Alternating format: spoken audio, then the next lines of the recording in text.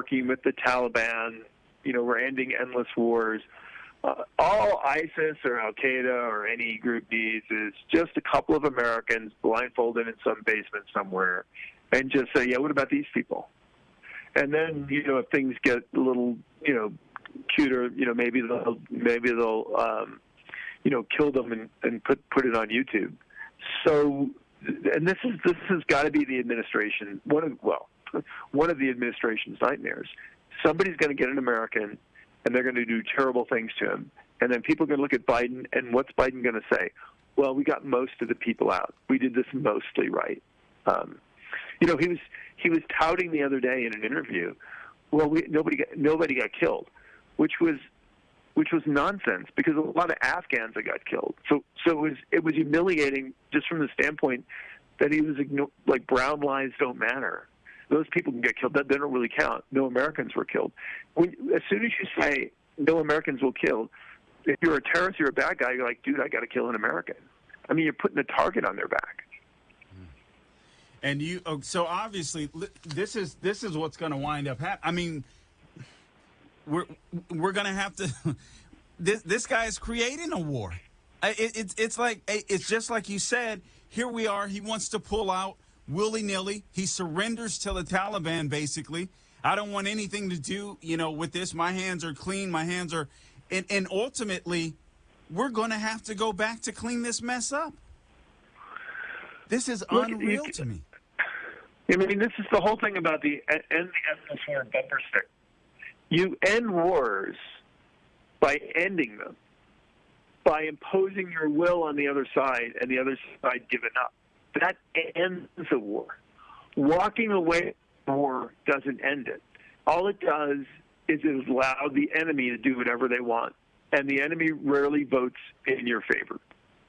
Okay, here's something else I'm concerned about, James. We have the U.S. officials that gave the Taliban names of not only the Americans, but the Afghans that needed to be evacuated.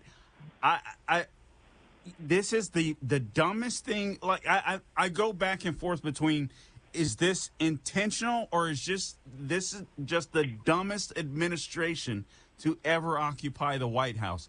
Who would do such a thing? Well, this is the result of the no plan plan. The plan was we're going to gift this country to the Taliban, and the Taliban are just going to let us walk away. That didn't happen. And when that didn't happen, the U.S. had no control over the situation. The Taliban controlled the perimeter. The Taliban controlled access to the airport. What's the good of holding on to the airport if nobody can get to the airport? So after the no plan plan collapsed, the only option they had left was cooperating with the Taliban. And we've seen how that worked out. Of course, people weren't allowed to go to the airport. Some of them were beaten or killed. Of course, a terrorist got through the perimeter and blew stuff up. Why did anybody think this was going to end well? And yet this administration, even in the president's press conference today where he goes, I don't trust the Taliban, my friends, they continue to talk about normalizing relations with the Taliban. And we have leverage over the Taliban. We have zero leverage over the Taliban. And everybody knows that. And the Taliban know that. So every time the president gets up to speak, and this is the third time he's done a major address about responding to this, he actually gives aid to the enemy, points how to embarrass them, how to take advantage of us, and he makes us look more useless in the face of the rest of the world. Is there anyone in this administration that you trust, that you believe might have the ear of the president and say, Mr. President, you have to make this right. This is a complete and utter disaster. We have no allies. I mean, our allies don't trust us. Obviously, we're creating more enemies. We're creating, terrorists feel emboldened. So there's no doubt in my mind, God forbid, we might see something here on U.S. soil. Is there anyone you trust in his administration to speak up to this man or to stand up to him? No, because I think they believe with him. I mean, this is what happens when you hire a bunch of people that you see in the mirror. That they're the same. They have the same philosophy. I think they believe this stuff that they're saying. I do too at this point. Because, and here's what I would tell you, this administration would not hire. Donald Trump hired people that he disagreed with, and he actually valued that because it was good to get the pushback. This president hired a bunch of people to basically feed his weakness.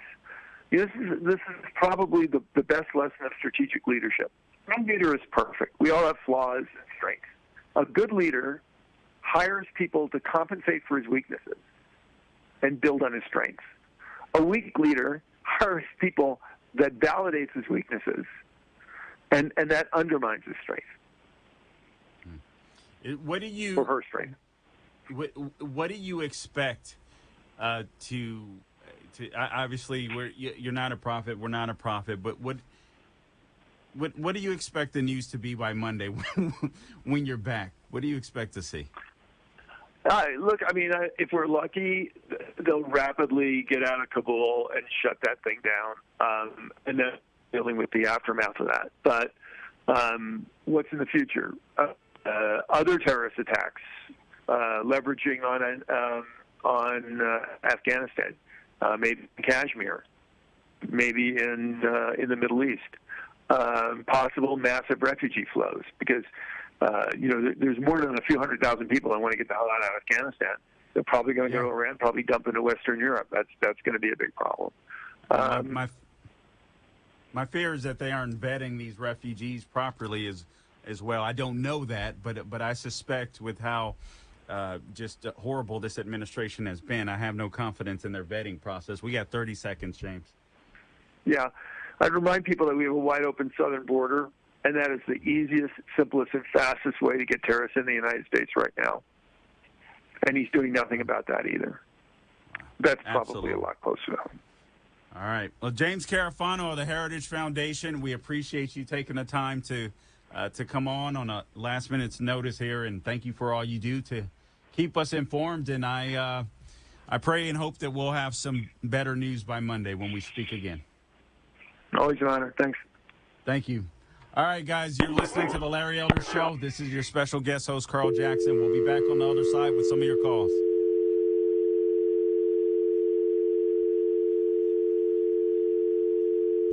He didn't sound convincing when I said